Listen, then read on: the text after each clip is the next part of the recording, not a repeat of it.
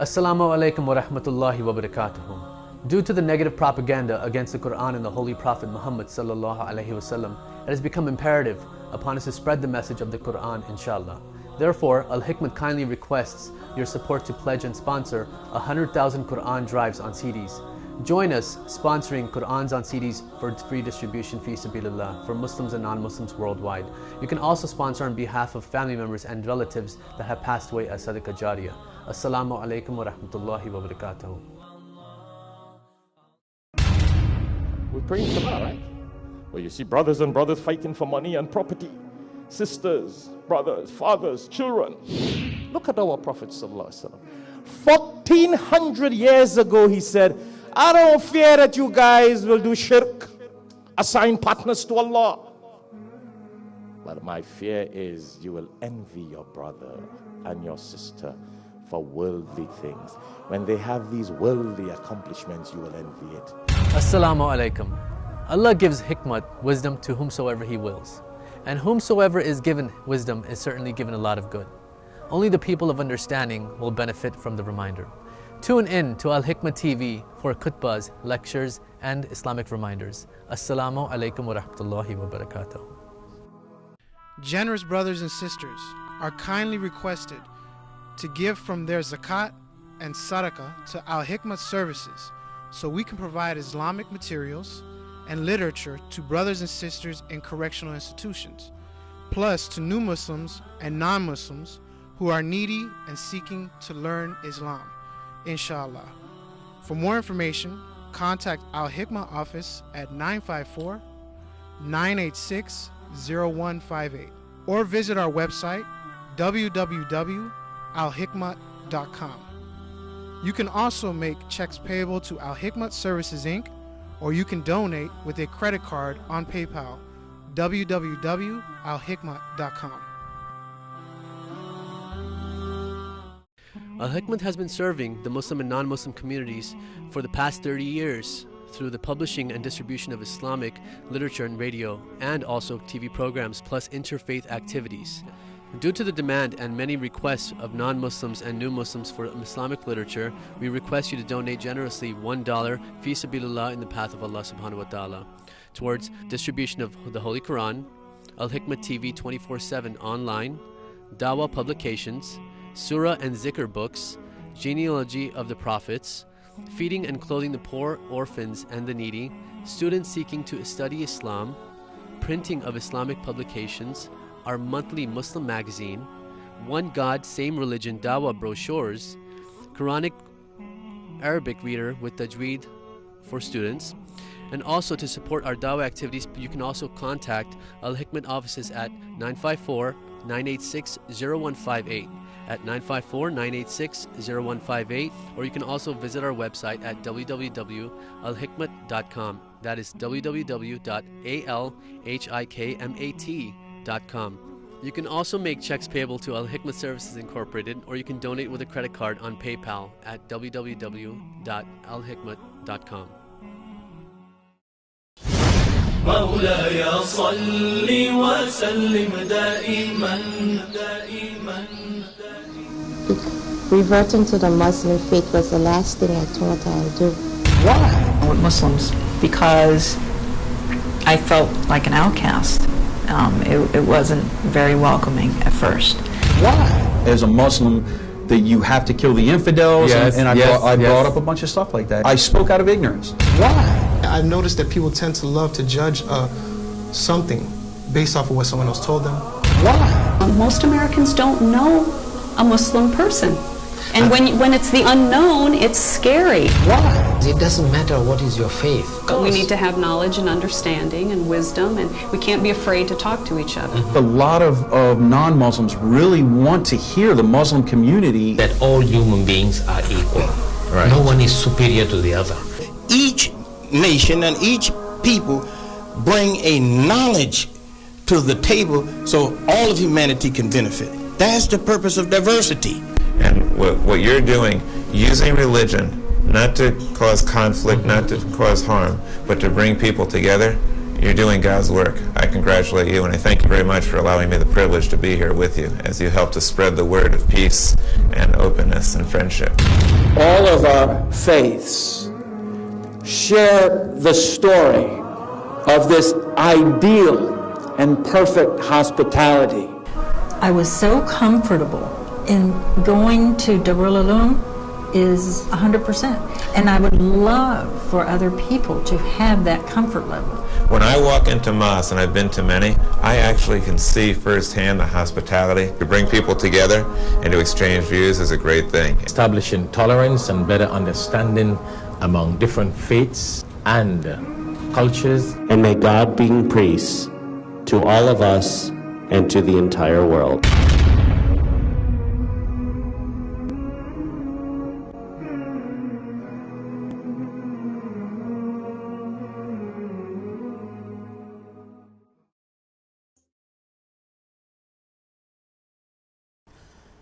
Welcome to Interfaith Views and Issues, a program designed towards understanding among different faiths and cultures. I am your host, Shafayat Muhammad, and with me in the studio today is Rabbi Jeffrey KURTZ Lender. And Rabbi, welcome to the show. It's really a pleasure to have you with us in the studio today. Thank you. My pleasure to be here. And I'm sure our viewers all over the world would be very, very happy to know we have a rabbi, because, you know, all these negative concepts outside there in the world have a lot of Muslims in the East and the Middle East, and even in the Caribbean at some point, all over the world, with this concept that, you know, rabbis and Muslims don't have this good working relationship, except those people who read and study and understand. They will know that you know, we all come from the same background and got a good working relationship, etc. Anyhow, it's a pleasure to have you with us. And thank you. Really, really do thank you very much for coming to the studio and being with us on Al Hikmah. My pleasure to be here. Thank you. So tell us, how long now have you been at Temple Solel? I've been there 5 years. My family and I moved down from Louisiana 5 years ago. Before that, I was in Louisiana. My wife is from there, and we spent 12 years in the New Orleans area. First started working with the Jewish Student Organization at Tulane University, and then eventually moved into a position with a congregation in a suburb of New Orleans, and I spent a total of 12 years there before we moved here. Wow, that's interesting. So in your experience as a rabbi, have you been involved? I should say, could you share some of your interfaith experience with our audience? Absolutely. Good relations between Muslims and Jews has always been important to me.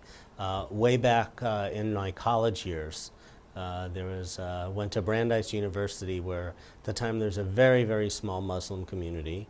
However, I was part of a group of people who really wanted to get Muslims and Jews communicating with each other and being fair to each other. When we talked about, there it was much more political rather than faith-based, but even within the political movements, I was always involved in the ones that wanted to seek dialogue, intercultural dialogue, to help us understand each other, and rather than conflict with each other.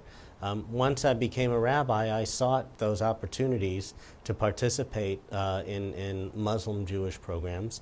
So when I was a rabbi at Tulane University, my very first year, I met a professor of math at Tulane who was also an advisor to the Muslim community.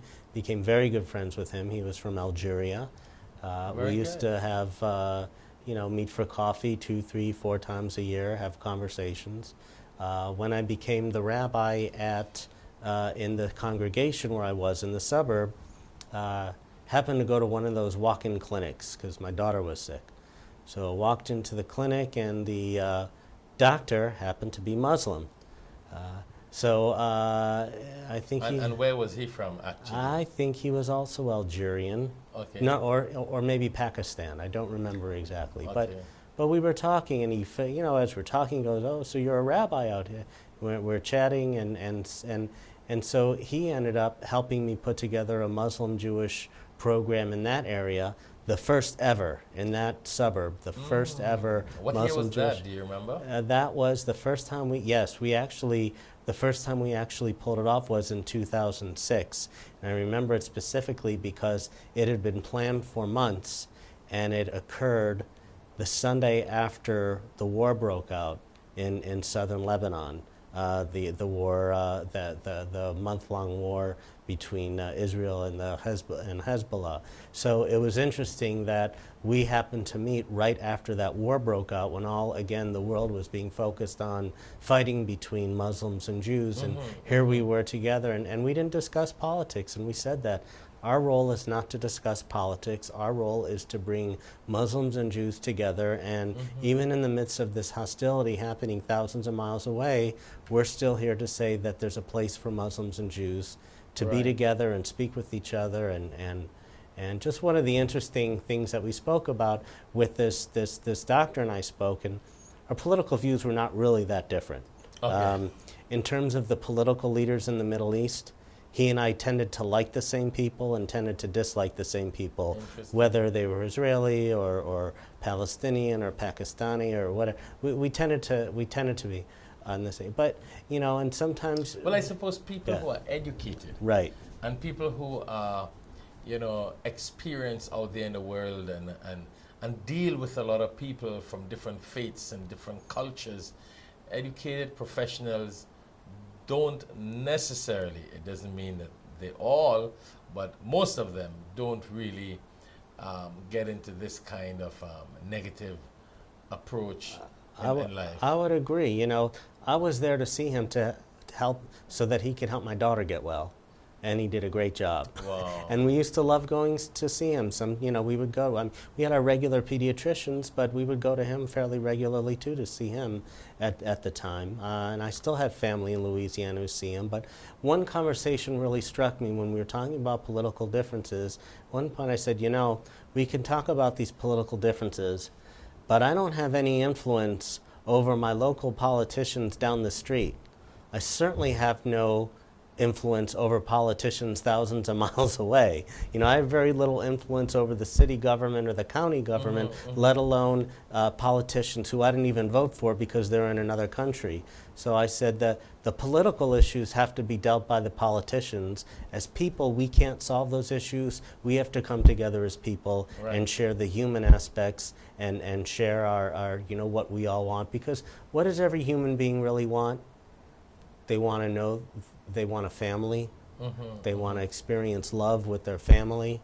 They want to have a job. They want to be able to take care of their family and provide enough food. They want job security. They want their health. They want to live in freedom. They don't want someone else telling them how they should live their lives. They want to be able to go to their own religious leaders for guidance, and they want to be able to experience spirituality however they find it. And that's what most people want. And I think that's, whether you're Muslim or Jewish or Christian or Protestant or Catholic or Hindu or Buddhist, or doesn't matter what religion. That's people, that's what we all want. And when we can recognize that fundamentally what we all want is the same things, I think then we can share those experiences with each other. Do you know, it's very strange. If you were to tell some people in some Muslim countries that a rabbi took his daughter and had a Muslim physician take care of her, they would like, wow, you mean, how could that happen? Right. And even here in America, a lot of Muslims, when they have to do legal matters, the first thing they look for is a Jewish lawyer. Right.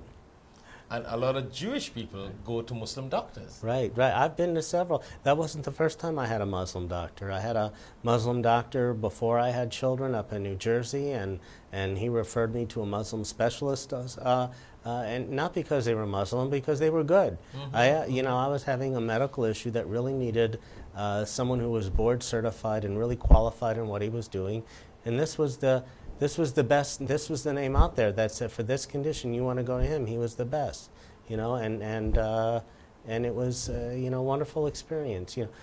Before we started the interview, you asked me to talk about experiences I've had with Muslims, Yes. whether they're good or bad. I've never had a personally bad experience with a Muslim ever in my entire life. I've never had a bad experience with a Muslim. Never had it. I've every time because it's never been about. It's been one of two things. Either my contact with Muslims have been about something that had nothing to do with religion, like going to the doctor or having my pool cleaned, or I was specifically there for Muslim-Jewish relations, in which case we were coming together. So, I've never had a bad experience with a Muslim. I can't imagine, I can't imagine why I would.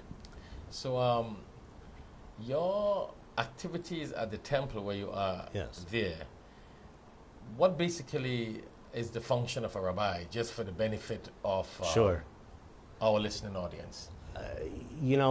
Especially, I think clergy, as we call them in you more or America. less a sort of Orthodox rabbi? No, I'm Reform. I'm Good, Reform. Good. Reform.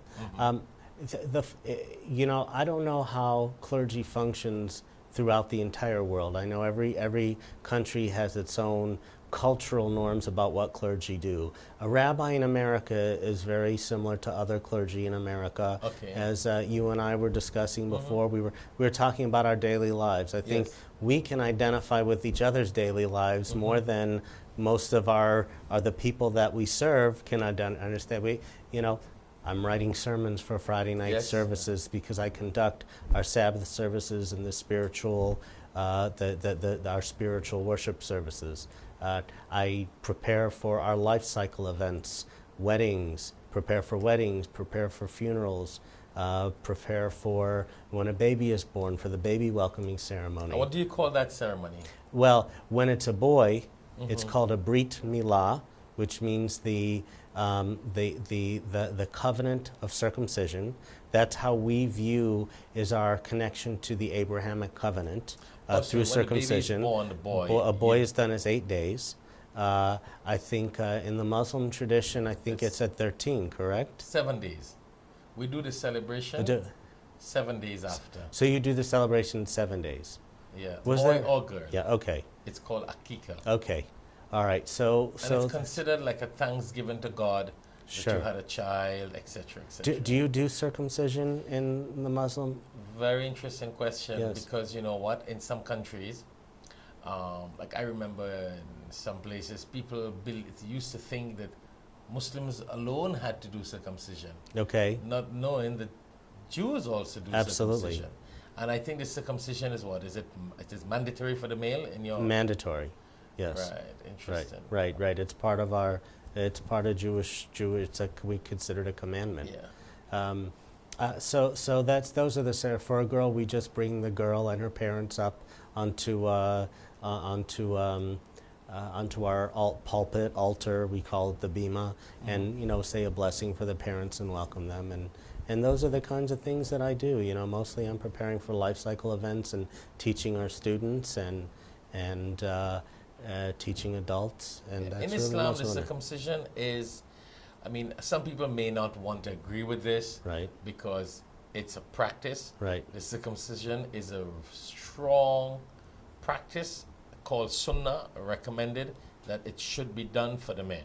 Okay. But it's not like obligatory or mandatory that if a person is not circumcised, it means he'll go to hell. You know what I'm saying? Well, we don't have that either, but we just consider it to be, it is an obligation, yes, and it's one that you're not free to abandon. That's a nice way of putting it. We don't. Yeah. In fact, the interesting thing is, in my own denomination within Judaism, the Reform movement often takes a very lenient view towards certain practices.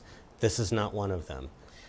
This is, in fact, there was a movement in the 19th century in America where some Reform rabbis thought maybe we should consider eliminating circumcision, and the people rebelled against it, and it was one of the rituals that has never left the Jewish community. That circumcision, in our opinion, goes back to the time of Abraham. Yes. And it's mandatory, and every Jewish male must be circumcised. Interesting. So tell me, as you mentioned reform. Yes. Could you share with us and the viewers, of course, what are the differences between the Orthodox and the Reform, or whatever the terminology, like you would ask me, what are the different sects in Islam? Right. So people basically know of Sunnis and Shiites, etc. Right. What are those? The difference, for example, between Sunnis and Shiites goes back, I don't know how far it goes back, but that is a very specific religious distinction between those two groups. Both are Muslims, but I know that's, I believe if I'm correct, it's a different view as to who has the authority to be the imam or the sheikh. One has to, it's like the lineage, and the other one, it's with study, correct? Yes, the Shiites are more with lineage. Lineage, right. And the Sunnis, basically, well, that's how they really started off, so the Shiites. But the Sunnis are basically from a democratic point, education, who has the knowledge and the ability to lead, and chosen by the people. That's how it works. It has nothing to do with son or son-in-law or whatever. Okay, so in Judaism, we don't have that kind of distinction in sects the way it is in Islam.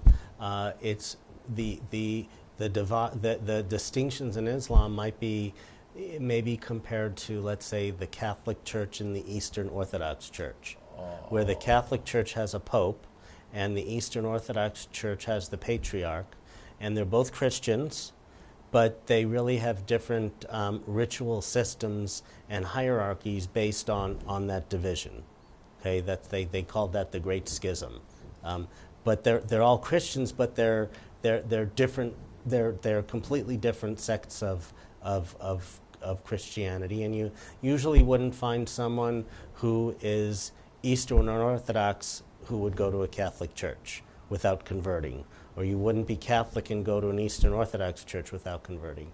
In Judaism, you know what, Rabbi? I love that. Sure. And I think we need to get a little more in details with the Orthodox and the Reform. And you've got another name after that. What's the name? Yeah, we Orthodox, Reform, Conservative. These distinctions, unlike in Islam, which it goes back hundreds of years, and the difference between Catholicism and Eastern Orthodox, which goes back hundreds of years, the distinctions in Judaism are only the last 100 or 200 years. It's a modern phenomenon. It's divisions based on modern understandings of the world, and I don't think there are significant parallels in other faiths where you have Reform, Conservative, and Orthodox. It's basically, first of all, every Jew is a Jew. Okay, so when I go into an Orthodox synagogue, and I've been given an honor at the scriptural reading. When we read from the Torah, they've given me an honor, because even though they know I'm a Reform rabbi and they wouldn't necessarily agree with decisions that I make, but they still consider me Jewish, and so I can go in and still have an honor at the Torah. That is very, very, very interesting, and I think that's a lot of tolerance, which I think other faiths in some areas may not necessarily have that. But what is happening, we got to go for a short break. Okay. And I really like that topic that we are ending this first segment on. And we're going to have to talk about the beard also. A lot of people don't know about the beard, and they would like to have an idea on seeing a rabbi with a beard. So when we get back, I would like to continue on the note that we ended on the differences with the conservative and Reform, etc. And maybe you share with our viewers, because a lot of people believe only Muslims have beard. They don't have the clue that it has something to do with the founders and the prophets and Abraham and all these things. Sure. So, viewers, you have been viewing Interfaith Views and Issues, a program designed towards establishing tolerance and better understanding among faiths and cultures. And I'm your host, Shafayat Mohammed, and with me in the studio today, Rabbi Jeffrey KURTZ Lender, the Rabbi at Temple Solel in Hollywood, South Florida. So we'll be back in a few seconds. Stay tuned. Until then, Assalamu alaikum. Assalamu alaikum. Become an Al-Hikmah AAA member and get discounts from businesses worldwide. By becoming a member, you will receive a free copy of Al-Hikmah magazine and other publications, emails on current events, recent videos on Al-Hikmah TV, YouTube, lectures, interviews, and much more. You can contact Al-Hikmah Services at 954-986-0158 or email us at alhikmah@alhikmah.com. Prophet sallallahu alaihi wasallam says that person who seeks Islamic knowledge for a worldly gain, not just money, name, show, will not smell the fragrance of Jannah. Assalamu alaikum. Allah gives hikmah, wisdom, to whomsoever He wills. And whomsoever is given wisdom is certainly given a lot of good. Only the people of understanding will benefit from the reminder. Tune in to Al-Hikmah TV for khutbahs, lectures, and Islamic reminders. Assalamu alaikum wa rahmatullahi wa barakatuh. Welcome back to Interfaith Views and Issues, a program designed towards establishing tolerance and a better understanding among different faiths and cultures. Again, I'm your host, Shafayat Mohammed, and with me in the studio is Rabbi Jeffrey KURTZ Lender, the Rabbi of Temple Solel in Hollywood, South Florida. Again, Rabbi, welcome back. Thank you. I must say that we ended on a very interesting note. The differences between the different groups or names that you would say conservative or reform. Sure. I would like to just share some light on that. Plus, I was asking about the beard in Judaism. Sure. My reason for saying that, I'll give you one example. I have a lot of Muslims who will tell me that they're not allowed to have a beard because their boss is a Jew and he doesn't want them to have a beard. So the first thing comes to mind is, does it mean only Muslims should have a beard? No, sometimes people will put up those statements, I don't know, but that's why we are here to educate the audience. So I want to share on that. And I want to also share a little point on, I mean, I must tell you, there are extreme Muslims out there. I don't want to put you on the spot. Right. You know that. There are radicals out there in the world. We know that. But they're just a minority. And of course, I met a Muslim guy once who, when I was giving a lecture right here in South Florida, and I was mentioning how I admire how the Jews and Christians work together and all their, how they build their centers and their synagogues and churches, and it looks so nice, and Muslims are just battling to now get their mosque and their masjids, and you got to beg people for money to do it. One guy came to me after, that's when I newly came to South Florida, and he was like, it's telling me that I need to become back a Muslim, and there's something you read, a kalima, you got to say over la ilaha illallah Muhammadur Rasulullah, what is being read to convert. So he told me I automatically became a kafir, an infidel, by speaking good of Jews and Christians. Could you imagine the extreme stupidity? So we have those kind of characters. I didn't read that. I didn't hear that on Fox News or CNN. I came across it. So what I'm saying, you might also have some extreme radicals, and I would want you also share to our viewers what an extreme Jew or radical Jew thinks about Muslims. Okay, so let's. We have a few points on the table. Sure. Okay, so I'll get into a little bit briefly about denomination. For your Muslim viewers, let's just say the difference between Reform, Conservative, and Orthodox, the equivalent would be if you had different denominations within Islam that took different views towards how to interpret Sharia. We have something called halakha, which the comparison between halakha and the Torah is the similar between Sharia and the Quran. Okay. So Some people are more strict in their interpretation of halakha. Some are more lenient. And so if you had that kind of distinctions within Islam, if you were to have, if it were to exist, your Orthodox Muslims would be very strict in interpreting every law of Sharia. And if you had Reform Muslims, they would still read Sharia and study it and learn the values of the lessons, but they might say that some parts of Sharia, it's okay to be more lenient in how we apply it. And if you had conservative, so you have Orthodox and Reform on the two ends. In the middle, conservative would be people who are kind of in the middle. They would be more lenient than the Orthodox, but more strict than the Reform. So it's just so that would be the equivalent. As far as the beard goes,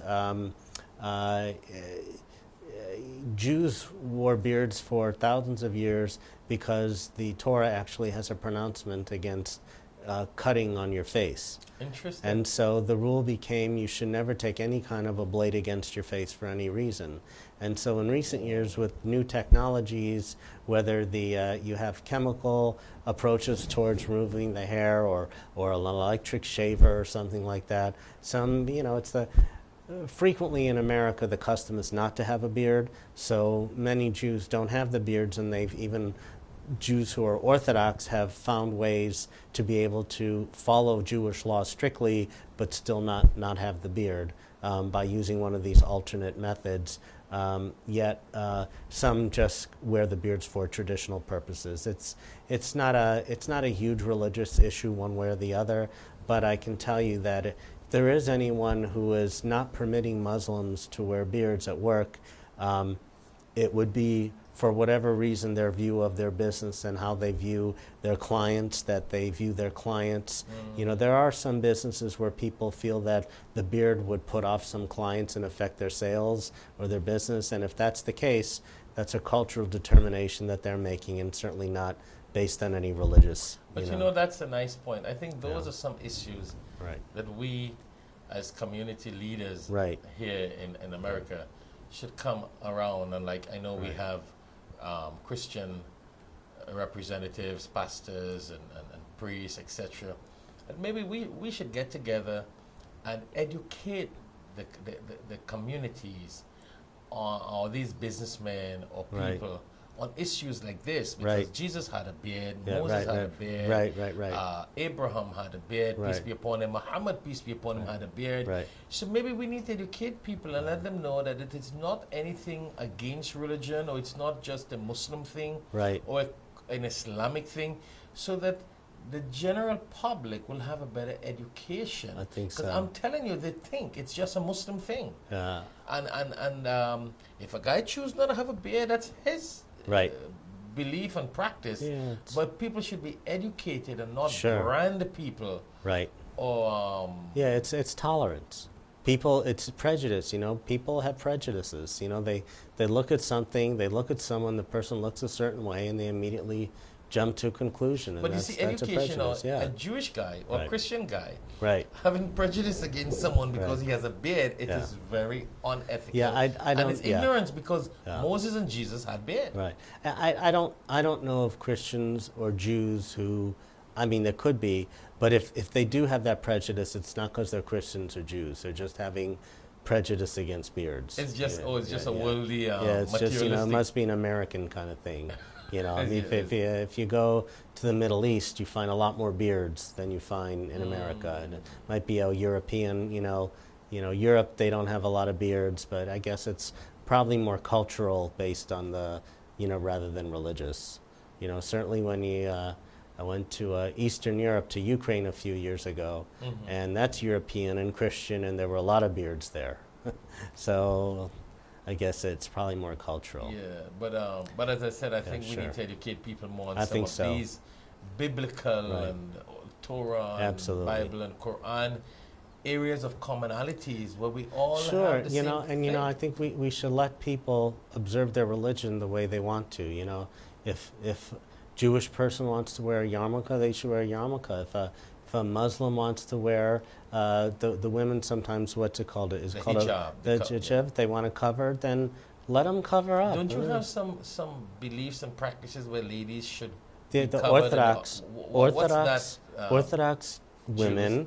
Will cover themselves from, they won't cover their face, but they certainly cover all the way down to their hands. The skirts will go all the way down to their feet, and they'll cover their heads. They keep the hair covered. So it's like Muslim dress code, right? Right. Right. Isn't it like a non-dress code? Yeah, only the not face quite. And the wrist open. Yeah. Basically, I mean, they don't have to. Now, what they can do is, if they want, some women will shave their heads and then wear a wig so that it's not natural hair on their head. Wow. And that sometimes they'll do that. But I mean, so are you telling me the Orthodox are not allowed to show their hair? The woman? Not in public. A married Orthodox woman is not allowed to show her hair in public. Because she's supposed to preserve her attractiveness just for her husband. So in her home, she can show her hair to her husband, but in public, Orthodox women. But that's the same concept in Islam. Exactly, right. And I'm sure there are millions of people they have no clue. And, they think that hijab is just a Muslim thing. Right. And in some of the more, traditional Christian communities, women will cover up more. I mean, I think we're in a culture where people aren't covering up enough. I think in general, and I think that's one of the cultural things that's happening in America that I'm not a big fan of. Although there's a lot of things in America I am a fan of. The current fashions is not one of them. I know we fans of basketball and football and all the games, but you're right, and that's why I'm saying, Rabbi, exactly. I think we need to get together and educate again the hijab. You have people out there who look at a Muslim woman and think she's oppressed because I get this question all the time. She's oppressed because she has to cover her head, not knowing that Mother Mary, in the Christian point of view, covered her head. Absolutely. Orthodox Jews believe that the hair of a woman should not be exposed. That's right. It's the same thing in Islam. That's right. So people need to know, well, I don't do it because it's my choice, but we should not look at somebody and think, well, it's Muslim. 100%. When I see a Muslim woman dress up that way, I see someone who is being true to her faith and her values and trying to follow the will of God as she understands it and be a holy person and have the values that she wants to represent to her community and that's what I see. I respect that. But you know what I admire most of that is it has origin in Christianity and Judaism. Absolutely. So why should people have prejudice against these Because things? Why do people prejudice against anything? I like that. That's my view. So tell me, let's get this very controversial question on. Okay. So just as you have radical Muslims... So let me talk a little bit about this. We'll get a little bit of controversial. Yes. Raised in the Jewish community, it's part of our history to believe that what we call the land of Israel is where we are supposed to be living. We're supposed to have that as a homeland. So the political movement came about in the late 19th century to establish a Jewish homeland at the time it was called nationally as Palestine. Much bigger area than, it also included where were you born, Rabbi? I was born in Buffalo. Okay, because a lot of times I know some rabbi, somebody born in Israel. No, but my father was born in Vienna, and he experienced the Holocaust. His father was killed, and yet, one of the things is here's a man who could hate the world from the way the world treated him, and he definitely was supportive of Israel, but, he said the problem between Israel and the Palestinians is what he used to tell me, because it's not that one side is right and one side is wrong. He said the problem is you have two right forces. Both sides are right. And here's a man who went through the Holocaust who could easily become anti-everything except Jewish. And so my earliest beliefs about Israel, although I definitely have a passion of supporting the concept of a Jewish homeland in Israel, but I also very much appreciate Palestinians and the culture, their culture, and what they have to contribute. I know a few years ago I met someone in an organization where it brought Jews and Muslims together, especially the children, to learn each other in Israel. And there was a rabbi who was in charge, and then there was a Palestinian who was from a refugee camp in Gaza. Now, if you want to think of, if there's somewhere where someone should be filled with hostility, a refugee camp in Gaza would be the place, right? And he came out, he said, I don't want to fight. He goes, I am so proud of my Palestinian heritage, but because I'm so proud of my Palestinian heritage, I understand their pride of their Jewish and Israeli heritage. He goes, and what we have to do, if we don't want to kill each other, because we could just keep doing that forever. We could just keep killing each other and killing each other's people and killing each other's children, or we could bring the children together to learn to find a solution. And that's, that's my own view. I think you have millions of people living in this land, and my personal view is that there's got to be a solution. Look, will everybody have everything they want? No, but then again, I'm married. So in my house, everybody doesn't get everything they want. But that's what life is. So I think there could be a solution where Palestinians could be proud of their own heritage and their own nationalism, and God willing, one day there's going to be a state there, but they could be living side by side with Israel, and the Israelis could be proud of being Israeli, and the Palestinians could be proud of being Palestinian. We could, now maybe it's a dream. Maybe this will never happen. But it's my dream. It's my dream to see that happen. As far as the radicals, I think we all have the same feeling towards radicals. Whether they're Muslim radicals or Jewish radicals or Christian radicals, the people who preach hate, the people who preach violence, I mean, I have no respect for any of them on any side. I have absolutely no respect for Muslim radicals.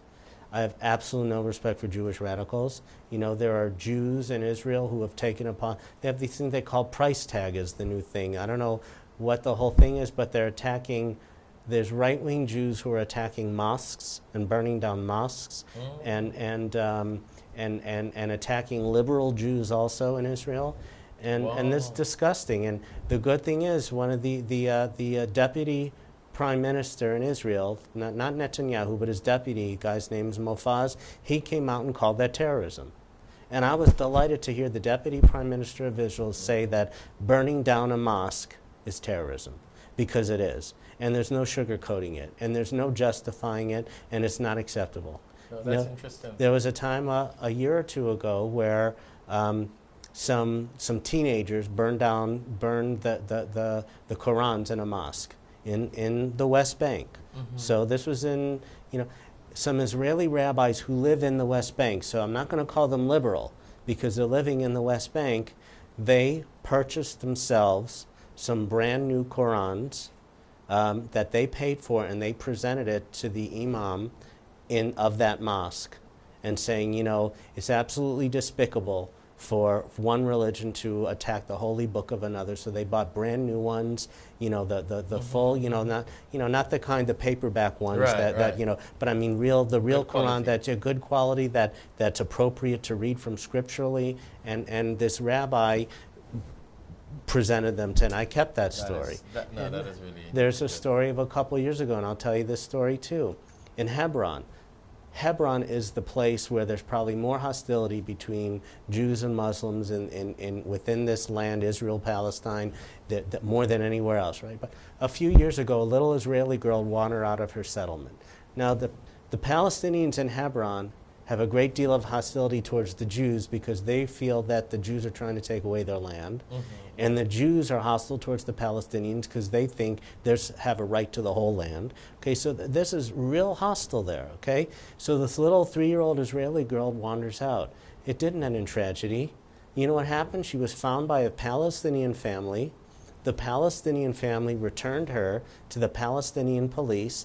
The Palestinian police called the Israeli security, whatever the security, the defense. So here you have Palestinian police calling the Israeli army saying, we have a little girl we want to return to, and she was returned safely. Wow. So you have Jews helping Palestinians, Palestinians helping Jews.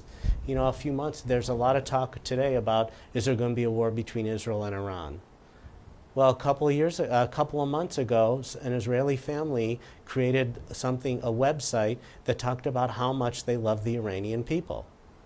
Okay, we don't want war with Iran. We love the Iranian people.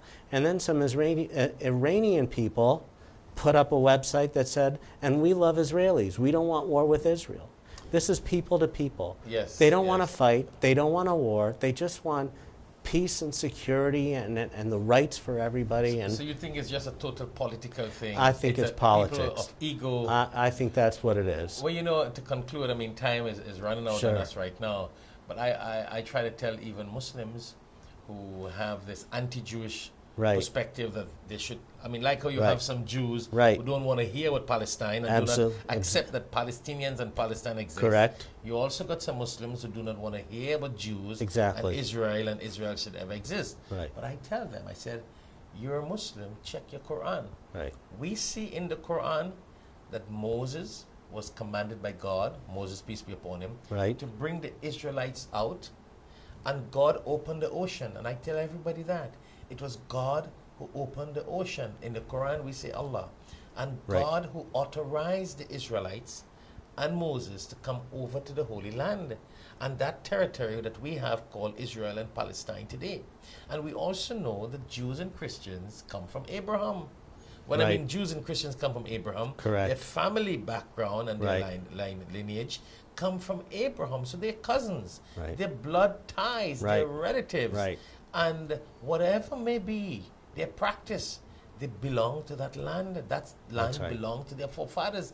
And they should start learning to live together. That's right. And it's just politicians who create a problem. I don't blame one side or the other. I don't say it's the fault of the Israeli leadership. I don't say it's the fault of the Palestinian leadership. I'm saying it's a two-sided conflict. And they both, I can see intransience on both sides. I can see stubbornness on both sides. Both sides. And they, if they wanted to make it happen, they could make it happen. If they wanted, if the political leaders wanted to say this is what we have to do for the sake of our people, then they could do it. Because that is how it was before. That's right. That's right. Jacob's sons, Joseph and his brothers, they had problems. Right. They made up. They lived together and they made up. And they made up. And that is why Jacob and Esau made up. Jacob and Esau. That's right. That's why the Bible and the Torah and the Quran and the That's Psalms tell us of these stories. So our people should make up, because the Quran believes in Jacob and Joseph and Esau and everybody and Isaac and Ishmael. That's right. And I think it takes the religious leaders to make a move. Yes. And we may have peace in the Middle East and peace all over the world. Yeah, that's our dream. That's our dream. That's our dream. But maybe we have to try to work towards it happening. But Rabbi, it's really a pleasure to have someone like you in the studio.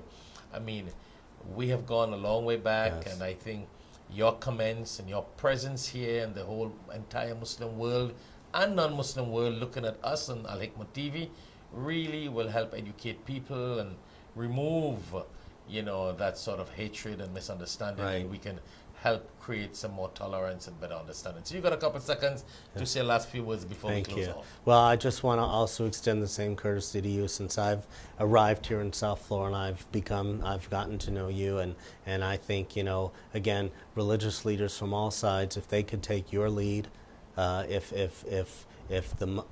Muslim leaders could take your lead, and if Jewish leaders could take the lead of speaking about peace instead of hostility, and we come together and build friendships with each other, then I think, you know, we can recognize that ultimately we're all God's children. God created all of us, and God didn't create us to fight and kill each other. God created us to live in peace and to love each other and to love God. And I want to again conclude by letting the world know that I like the idea of you as a rabbi having your daughter be taken care of by a Muslim physician. Your swimming pool is being taken care of by a Muslim. See, a lot of people in the world outside, they do not believe that these things happen in America. They think that Muslims and Jews are all about fighting. And you guys and we all live together and have a good relationship. Absolutely. So thank you very much. My pleasure. Viewers, you have been viewing Interfaith Views and Issues, a program designed towards establishing tolerance and better understanding among different faiths and cultures. And I'm your host, Shafayat Muhammad, and with me in the studio today, we had Rabbi Jeffrey KURTZ Lender. Do I have that name properly? You do, good. Thank you very much, Rabbi. Thank you. It has been a pleasure, and we thank the Rabbi for being with us, and stay tuned to many more programs coming up here on Al-Hikmah TV on Interfaith Views and Issues. Assalamu alaikum. Thank you very much. Assalamu alaikum wa rahmatullahi wa barakatuhu. Due to the negative propaganda against the Quran and the Holy Prophet Muhammad sallallahu alaihi wasallam, it has become imperative upon us to spread the message of the Quran, inshallah. Therefore, Al-Hikmah kindly requests your support to pledge and sponsor 100,000 Quran drives on CDs. Join us sponsoring Qur'ans on CDs for free distribution fi sabilillah for Muslims and non-Muslims worldwide. You can also sponsor on behalf of family members and relatives that have passed away as Sadaqah Jariyah. Assalamu alaikum wa rahmatullahi wa barakatuh. We're praying Hikmah, right? Well, you see brothers and brothers fighting for money and property. Sisters, brothers, fathers, children. Look at our Prophet ﷺ. 1400 years ago he said, I don't fear that you guys will do shirk, assign partners to Allah. But my fear is you will envy your brother and your sister for worldly things. When they have these worldly accomplishments, you will envy it. Assalamu alaikum. Allah gives hikmah, wisdom, to whomsoever He wills. And whomsoever is given wisdom is certainly given a lot of good. Only the people of understanding will benefit from the reminder. Tune in to Al-Hikmah TV for khutbahs, lectures, and Islamic reminders. Assalamu alaikum wa rahmatullahi wa barakatuh. Generous brothers and sisters are kindly requested to give from their zakat and sadaqah to Al-Hikmah services so we can provide Islamic materials and literature to brothers and sisters in correctional institutions, plus to new Muslims and non-Muslims who are needy and seeking to learn Islam, inshallah.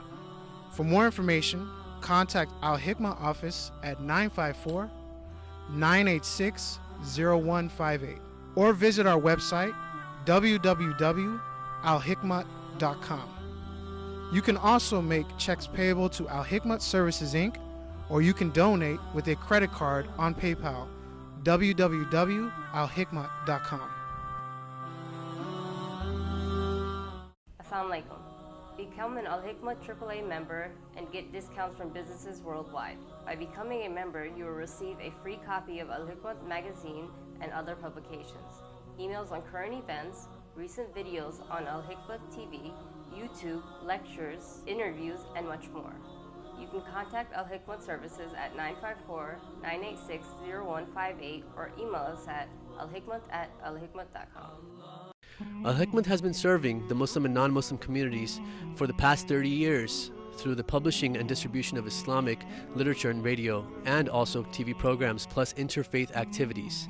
Due to the demand and many requests of non-Muslims and new Muslims for Islamic literature, we request you to donate generously $1 fi sabilillah in the path of Allah subhanahu wa ta'ala towards distribution of the Holy Quran, Al-Hikmah TV 24/7 online, Dawah publications, Surah and Zikr books, genealogy of the prophets, feeding and clothing the poor, orphans, and the needy, students seeking to study Islam, printing of Islamic publications, our monthly Muslim magazine, One God, Same Religion Dawah brochures, Quranic Arabic reader with Tajweed for students, and also to support our Dawah activities, you can also contact Al-Hikmah offices at 954-986-0158 at 954-986-0158, or you can also visit our website at www.alhikmat.com. That is www.alhikmat.com.